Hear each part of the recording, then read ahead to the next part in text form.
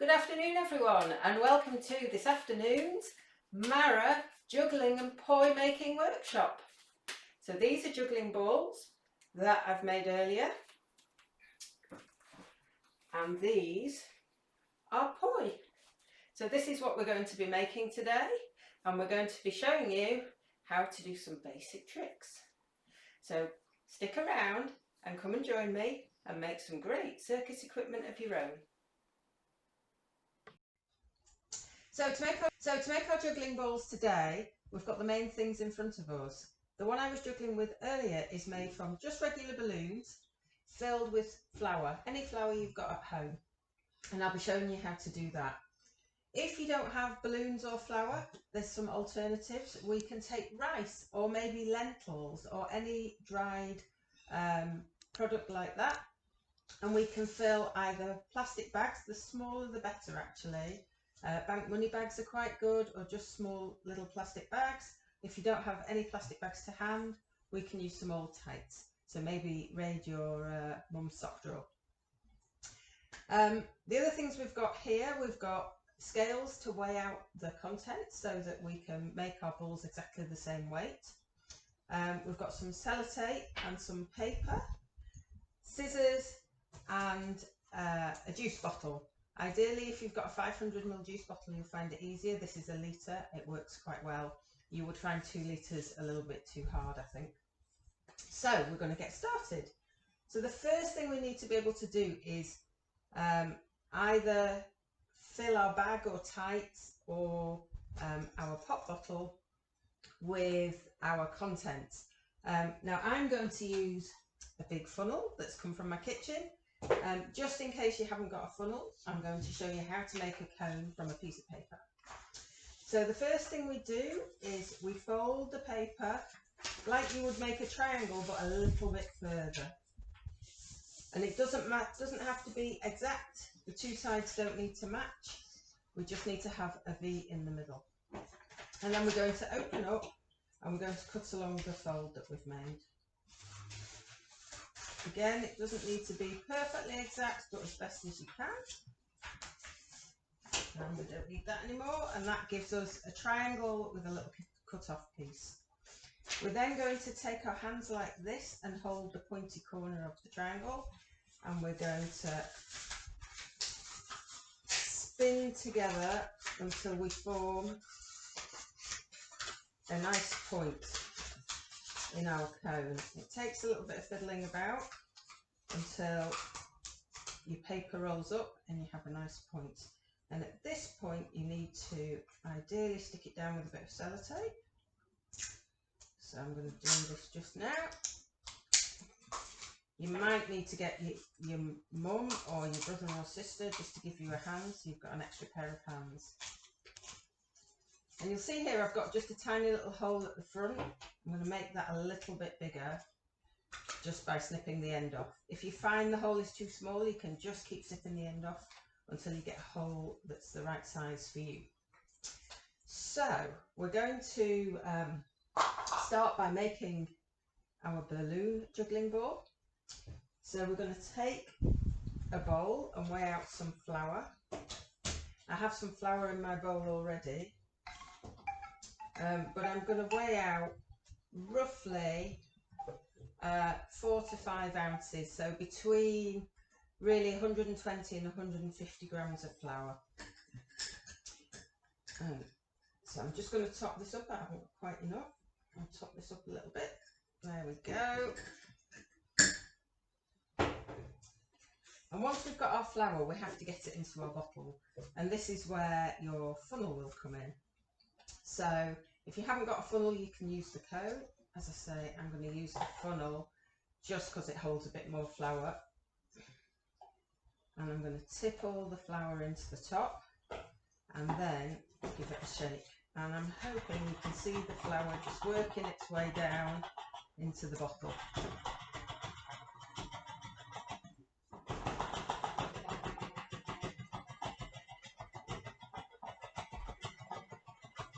So it just takes a few minutes of shaking and eventually you will have all the flour in.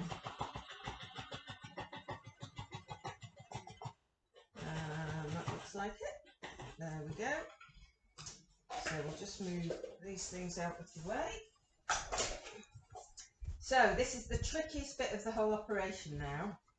We have to get our balloon onto the top of the bottle, and we're going to use the bottle to put the flower inside the balloon. So you might want to have a few spare balloons, because occasionally the top of the balloon rips as you try to put it on the bottle. So that might happen to me today, we'll see. If it does rip, don't throw away your balloons, because you can use them later on. So don't worry if it takes a few goes, because every juggling ball needs about 4 balloons anyway. So this is step 1. We need to put some air into our balloon. It doesn't need to be blown up totally full, but just say one good big breath of air. This is the tricky bit. So we've got to hold our balloon closed, whilst at the same time taking the lip of the neck and putting it over the top of the bottle. And you'll see I can do it, but it's a bit of a struggle. And you might find it easier, again, if you have 2 pairs of hands for this. Maybe your mum or dad or brother or sister can help. So there we go. Now you can hear maybe that the air is leaking a bit, so you just have to try not to let out too much air by holding around the neck of the bottle. And then this is the fun bit. We turn our bottle over. You might want to swap hands that's holding, try and keep the air in the balloon. And it's going to get a bit noisy now as I squeeze the bottle and squeeze the flower into the balloon. And you should be able to see the flower going into the balloon. There we go. Do some bottles have different size holes so you can get the balloon on easier? Yes, so having made these before, I found the 500ml bottles that contain water are a little bit easier to use. The plastic's a little bit thinner and squashier, and the neck of the bottle's not quite so big. This litre one's manageable, but it is a little bit more tricky.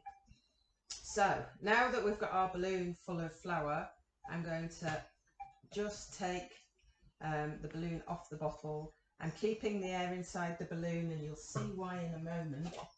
And I'm going to bring back my plastic bowl, because what we've got to do is very carefully let the air out really slowly. I'm going to do this up here because I've had a bit of practice, so I'm quite careful. You can see the air is coming out really slowly. What happens if you let the air out too fast? Shall we give you a demonstration?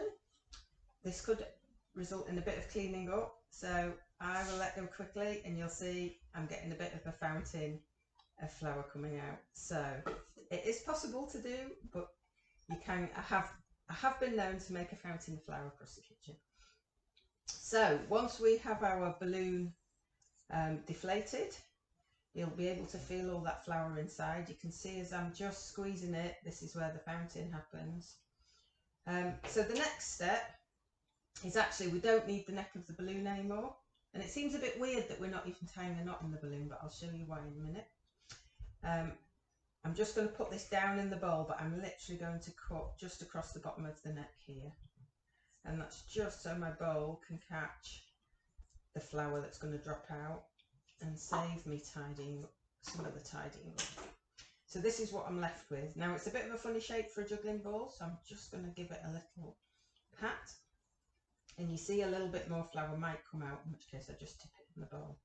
So I'm going to leave that balloon just there in the bowl for 1 second while I reach down from my handy pack of balloons, and I'm going to get a green balloon, I think. So this is our balloon number 2, and as I say, you need about 4 layers on each of your juggling balls. So if you've managed to tear a balloon as you've been having a go at filling, this is the time to use it, because we're immediately going to cut the neck off the balloon before we do anything. And I'll try and do that so you can see. There we go. So that's my neck off the balloon.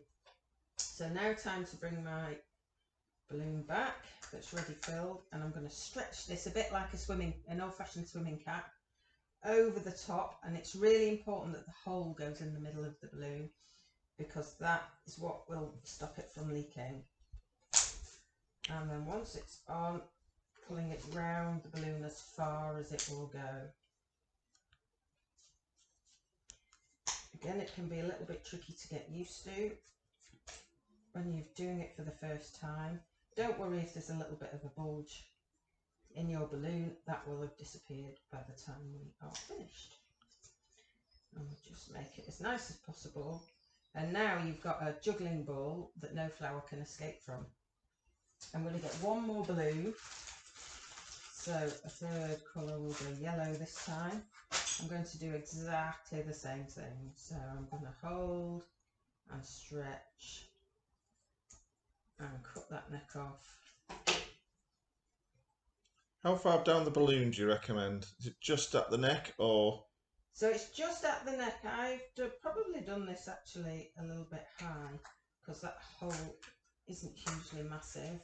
So I'm actually going to trim this a little bit further. What you don't want is too far down the balloon such that it won't hold it in and it starts to slip off as you juggle. But that's another reason for putting the multiple layers on. So even if the inside balloons slip a little bit, you won't have any flower leakage. So just trying to part this balloon in half now. Cut it. There we go. And again, the same technique. Cover up that hole. And you'll see the more layers we put on the balloon, the less you can notice any little shapes. Now I'm going to stop at 3 layers just for time, so I can show you some of the things. But if you're making this, just go on and put a 4th layer on if you want. It will juggle fine with 3 layers, but I always find it's just good for safety to put a 4th layer on. Now the one thing that a flower juggling ball makes is quite a hard juggling ball, so when it lands and catches, it's quite firm. It can be quite good as a stress ball too because you can squash it. If you want to make one that's a little bit softer, you might want to have an experiment with rice. And again, if you don't have balloons to make the balloon ones, that's why I'm going to show you the rice version as well. So we've got 2 methods, one with a plastic bag and one with a pair of tights. So first, with our plastic bag, we're going to take our flour, and again we could weigh out we're going to take our rice, even not flour, we're going to take our rice and weigh it out. And again, it's just about deciding what weight you think would be best. I would say anywhere between 80 and 120 grams would be good. So I've just put just over 80 grams in my bowl. And we are literally just going to carefully tip this into this plastic bag, like so. Now you can see I've managed to spill a little bit of rice. Maybe I should have used my little cone. You can just pick it up and scoop it in. And we're going to move our rice down to a corner so it's in a little kind of funnel shape. It doesn't really matter. Probably what's interesting to note about this plastic bag that I never checked before is it actually has some safety air holes, which is why you'll see 1 or 2 grains of rice dropping out. It doesn't actually matter though once you get going. There we go. So what did you just do there? So all I've done is tied a knot. The other option, if you have something like a bank money bag, you could just tape it down with sellotape. And then I'm just going to cut the end off. So that's the basis for our juggling ball. And then this is where it comes to the tights. So we are going to take our tights and we're going to put our bag in the middle of the tights like so. Again, we can tie another knot. What I'm going to do first, just to make that easier, is just cut the end of the tights off. So you wouldn't cut the tights first? So you could cut the tights first. I guess the risk is if you cut the tights first and you don't leave enough space from the bottom of the leg, you might not have enough to tie your knot. So you just need to make sure you've got enough there to tie the knot. and tie it as tight as you can, like so. And then again, you can cut that tail off.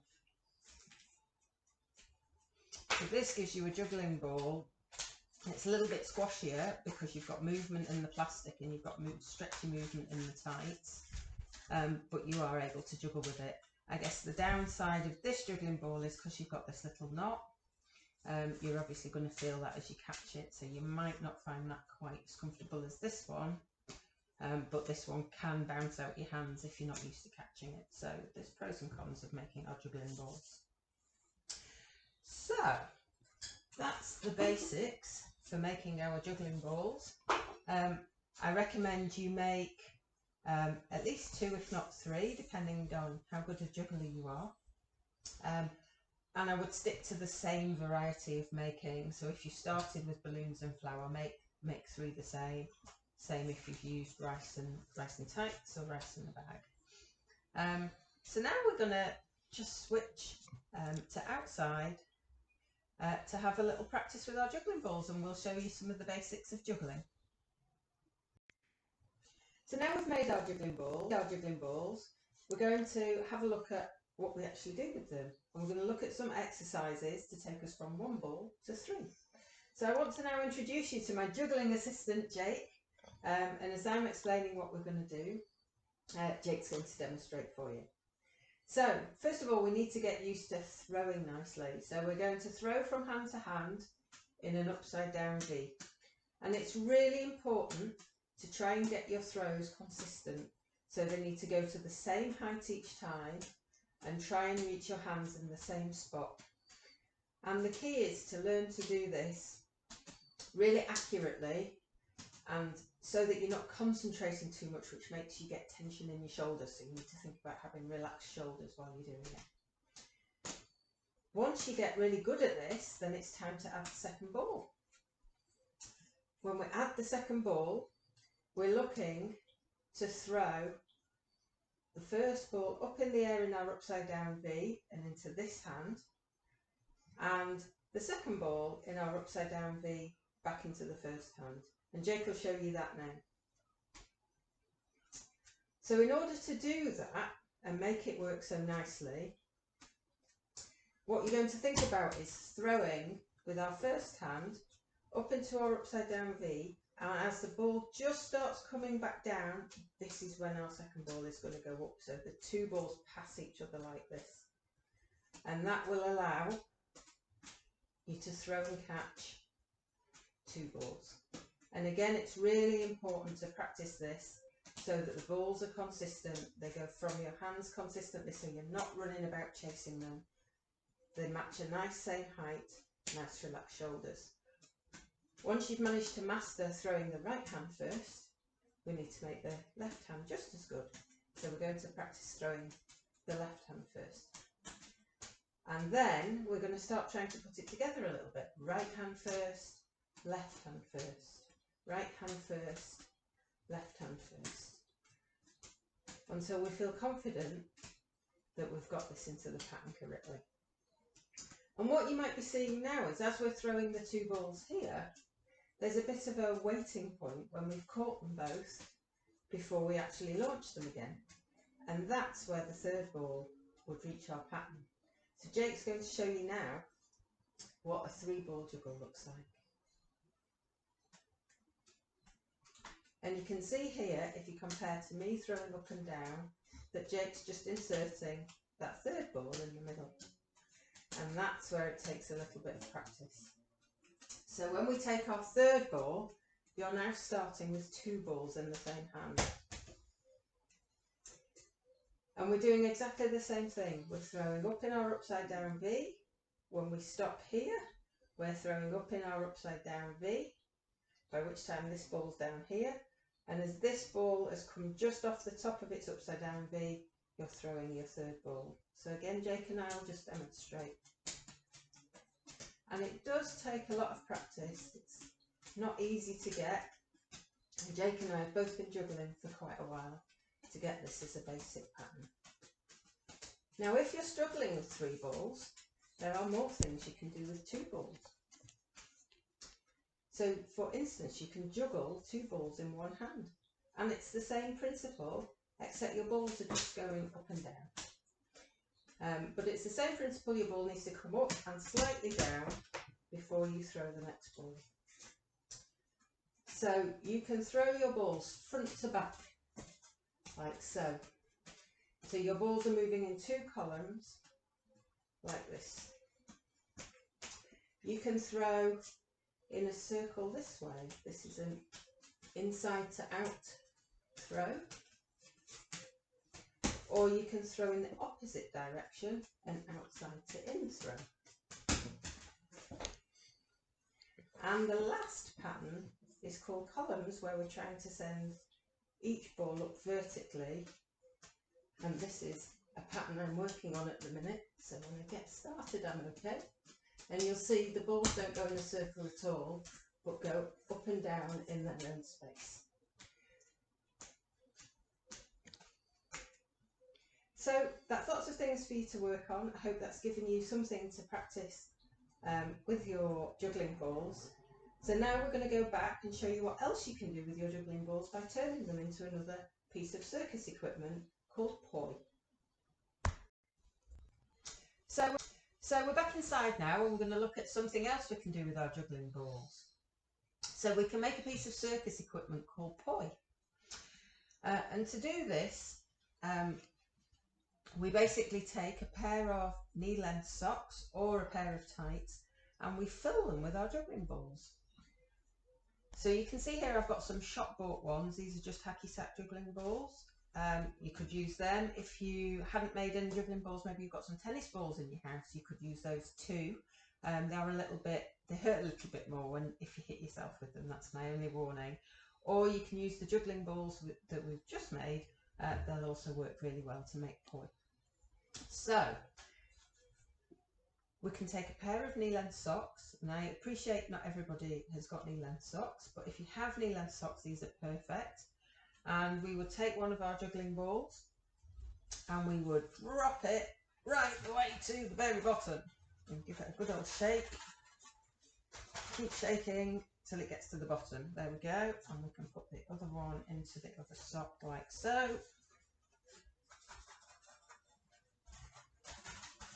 There we go. Now you have a pair of poi. As I said, I appreciate not everybody has a pair of knee-length socks. So again, it might be time to raid your mum's sock drawer and find a pair of thick tights. Thick tights are the best. If I get our juggling ball making pair of tights, you can see these are massively stretchy and quite thin, and you don't get a lot of control with them. The thick tights are a bit less stretchy and a bit more robust, and that's why they can be used better. So I'm going to get my sharp scissors. These are my fabric scissors, but you can use normal scissors absolutely fine. Just for this demonstration, it makes life a little bit easier. And we're going to cut the tights right at the very top of the leg where the crotch would be. If we went all the way to the top and just cut the tights in half, you wouldn't end up with a nice tube, because the tights would open up. So that's why we just cut them off at the top of the leg. So that gives us slightly longer poi than a knee-length sock. If you find you like them shorter, you can just take a little bit off the top. And again, we do the same thing. Can you use knots though, just to shorten them instead? Yeah, if you want to. Some people actually, if I take the socks, some people like to put a knot in the top like that, because that gives you a handle to hold. Other people who like to do poi like to just wrap them around their fingers.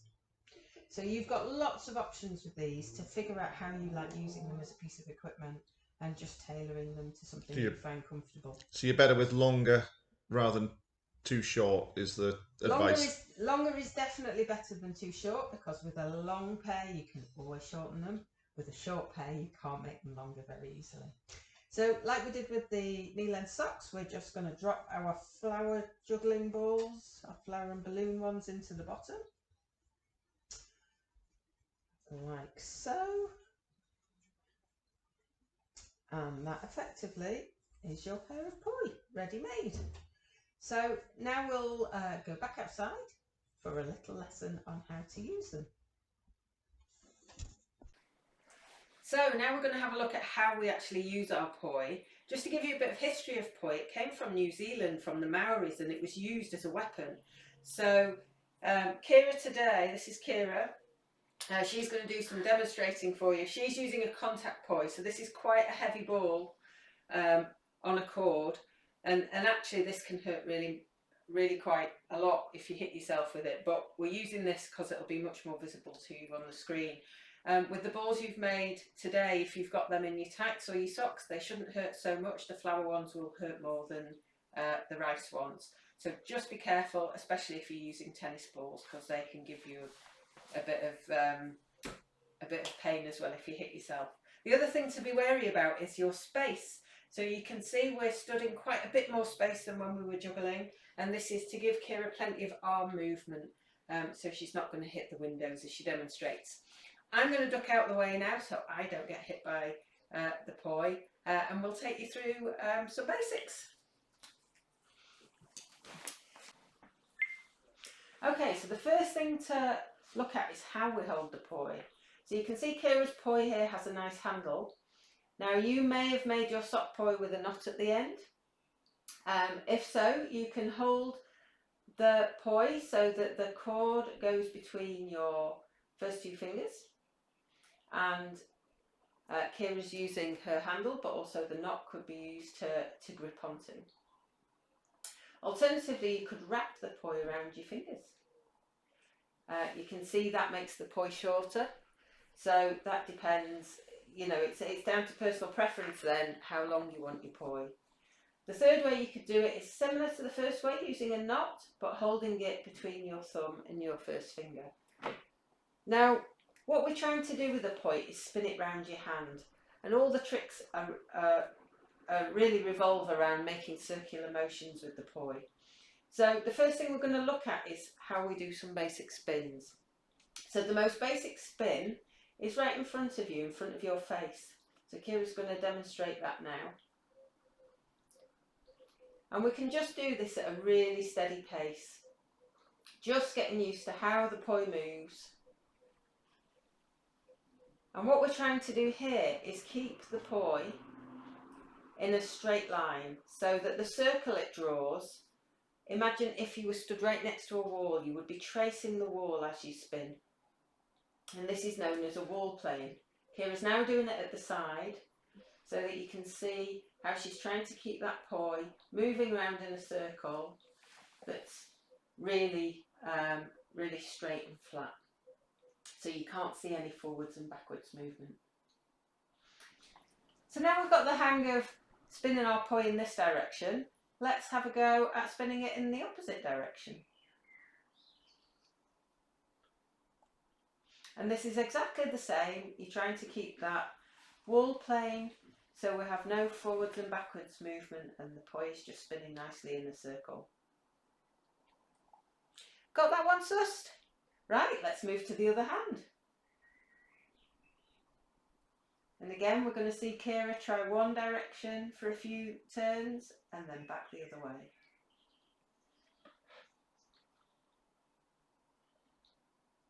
And that's our very basic spin. We can now make this look more interesting by adding in our second poi. So Kira's going to show us what that looks like when the poi are moving together in the same direction.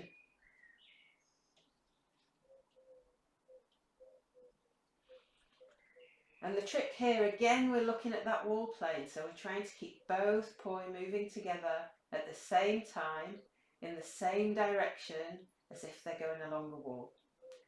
And now we're going to go back in the other direction. And these are just very basic beginner's drills to start you getting the feel of how the poi moves and how your hands move together before you start adding in more difficulty. And now that we've got them moving together like that, we're going to just try moving the poi in opposite directions. So you've got one poi going clockwise and one poi going anti-clockwise. And obviously that can work in two directions too. So at the minute the poi are spinning together, and now Kira's changed and the poi are spinning away from each other.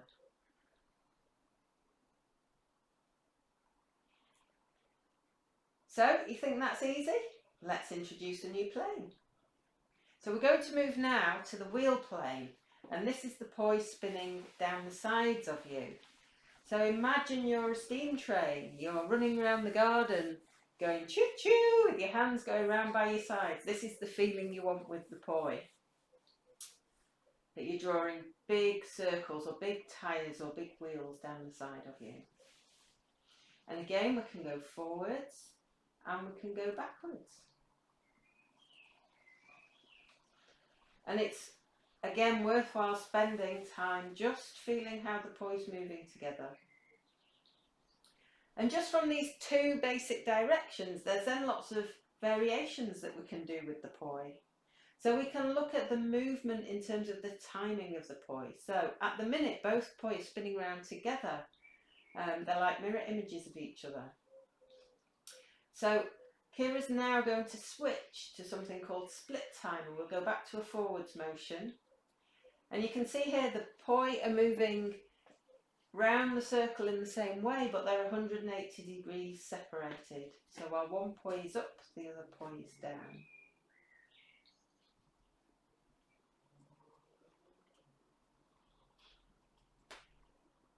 And in this plane particularly, we can do some more complicated things like having one poi moving forwards and one poi moving backwards.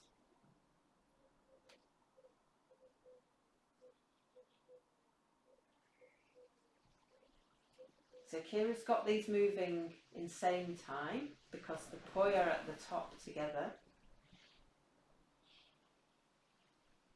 And now she's switched to split time.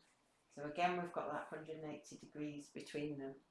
And all you're doing is those basic skills, just moving the poi in different ways at different times to each other, and you've suddenly got different variations. We can go back to our wall plane, and we can see some of this with our wall plane as well. So that's same time and then moving into split time. And you can see this is quite tricky. The planes aren't quite straight here. Kim's still practicing this. But it's good to spend time practicing and getting this accurate because it helps with some of the other tricks.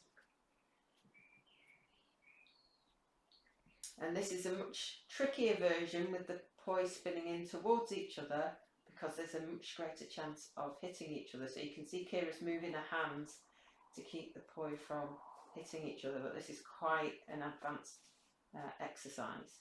But it just shows you some of the things that you can do with your poi.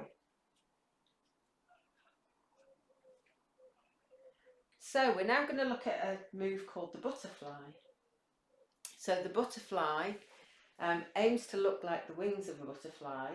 Kira's going to show you what it looks like with one hand. So as you can see here, this is just our basic wall play move going round in a circle. And she's going to stop with that hand and move to the other hand. And you can see that's exactly the same move but in the opposite direction. And now we're going to put both hands together. And this is our trick butterfly. And you can see here that Kira is crossing her arms. And that stops the poi hitting each other and gives you really the body of your butterfly to focus on in the middle.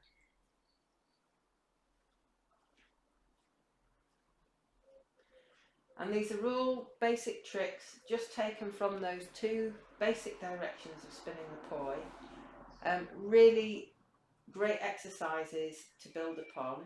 And I'm going to ask Kira now just to give you some inspiration for where you can go with poi movements once you've tackled these basics. And all the movements she's going to do now are come from each of the skills that we've just shown you. So this is called thread the needle. So this is just an extension of butterfly. And this is the reverse. So this is reverse thread the needle.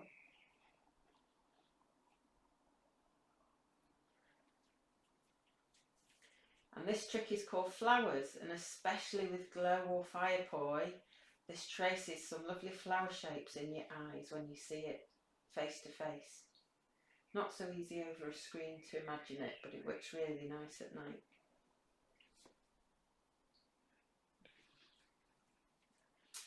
And this trick here is kind of your next place to go from a butterfly, and this is called a weave.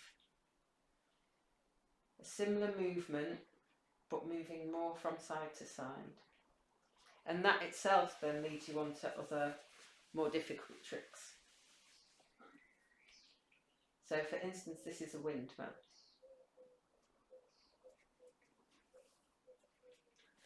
And if you tune in later this evening, around 9:30 tonight, 9 o'clock tonight, you will see some of these skills in action for real. Thank you, Kira. So now we've looked at how to make juggling balls and some basic juggling skills, and how to make poi and some basic beginner tricks. We thought we'd give you a bit of inspiration by showing you some of the tricks that you could move on to once you get the hang of it. So Jake's been learning with the Newcastle Youth Circus for a little while, and he's going to show you some of his tricks to hopefully give you some inspiration to continue juggling. So Jake, what's this trick? This is over the top throws. So you might be able to see here that Jake's always throwing from his right hand over the top of all the other balls.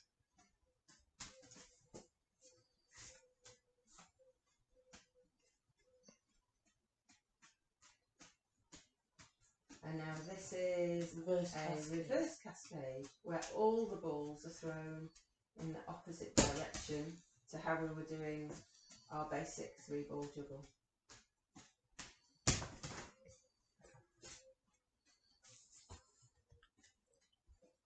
With tennis. So with tennis, the same ball is going over the top, like in a tennis match, and the 2 balls are going underneath like the net. So these are underarm throws. What Jake's doing here is crossing his arm underneath as he lets go of the ball. And this is what I'm currently working on. It's called Windmill. And what Jake's trying to do here is throw the balls round in a circle.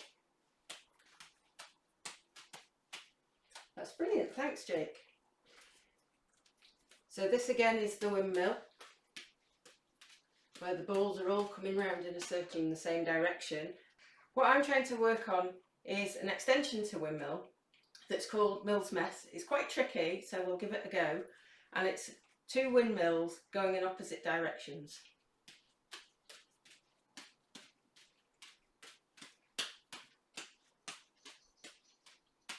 There we go. So I hope you've enjoyed this afternoon's workshops. Just to review what we've done, we made a cone to help us fill a bottle full of flour. We made some juggling balls, and then we used our juggling balls to make poi, and we showed you some tricks. We hope you've given you some inspiration to take these tricks further and have a practice either in your house or in the garden. And hopefully we'll see you later tonight when we're putting on a circus show to give you something to watch on a Saturday evening. Bye all, thanks.